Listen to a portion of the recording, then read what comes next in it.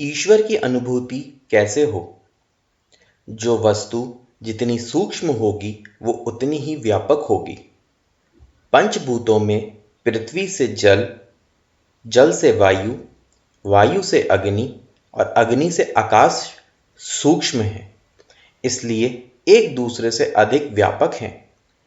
आकाश ether तत्व हर जगह व्याप्त है, पर ईश्वर की सूक्ष्मता सर्वोपरि है, इसीलिए इसकी व्यापकता भी अधिक है।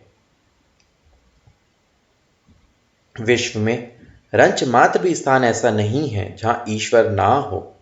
अणु अणु में उसकी महत्ता व्याप्त हो रही है। स्थान विशेष में ईश्वर तत्व की न्यूनाधिकता हो सकती है, जैसे कि चूल्हे के आसपास गर्मी अधिक होती है, इसलिए यह कहा जा सकता है कि उस स्थान पर अग्नि तत्व की विशेषता है। इसी प्रकार जलाशयों के समीप शीतल स्थानों में अग्नि तत्व की न्यूनता कही जाएगी। जहां सत्य का, विवेक का आचरण अधिक है, वहां ईश्वर की विशेष कलाएं विद्यमान हैं। जहां आलस्य, प्रमाद, पशुता, अज्ञान है, वहां उसकी न्यूनता कही जाएगी। संपूर्ण शरीर में जीव व्याप्त है। जीव के कारण ही शरीर की स्थिति और वृद्धि होती है, परंतु उनमें भी स्थान विशेष पर जीव की न्यूनाधिकता देखी जाती है। हृदय, मस्तिष्क, पेट और मम स्थानों पर तीव्र आघात लगने से मृत्यु हो जाती है, परंतु हाथ, पांव, कान, नाक, नितंब आदि स्थानों पर उससे भी अधिक आघात सहन हो जाता है।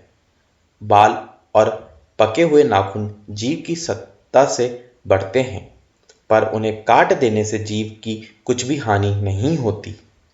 संसार में सर्वत्र ईश्वर व्याप्त है।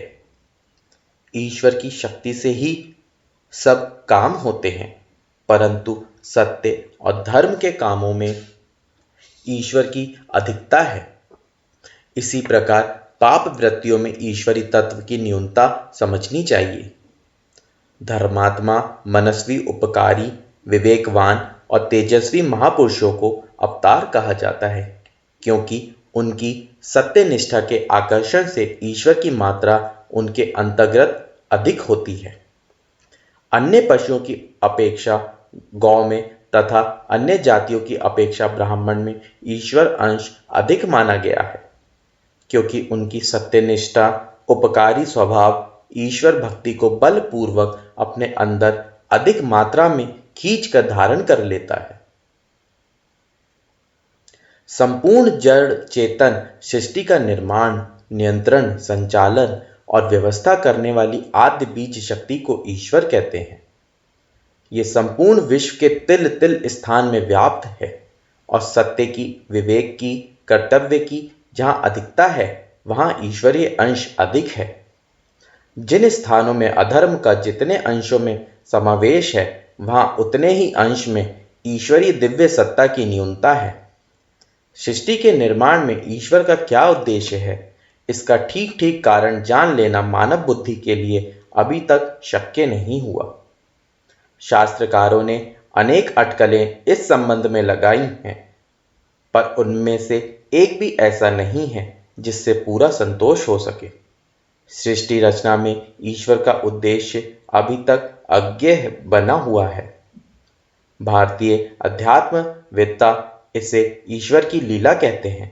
अतः ईश्वरवाद का सिद्धांत सर्वथा स्वाभाविक और मनुष्य के हित के अनुकूल है। आज तक मानव समाज ने जो कुछ उन्नति की है, उसका सबसे बड़ा आधार ईश्वरीय विश्वास ही है।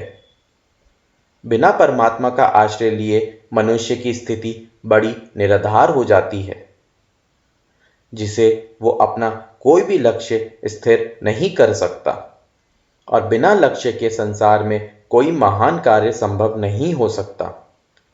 इसलिए परमात्मा के विराट स्वरूप के रहस्य को समझकर ही हमको संसार में अपनी जीवन यात्रा संचालित करनी चाहिए।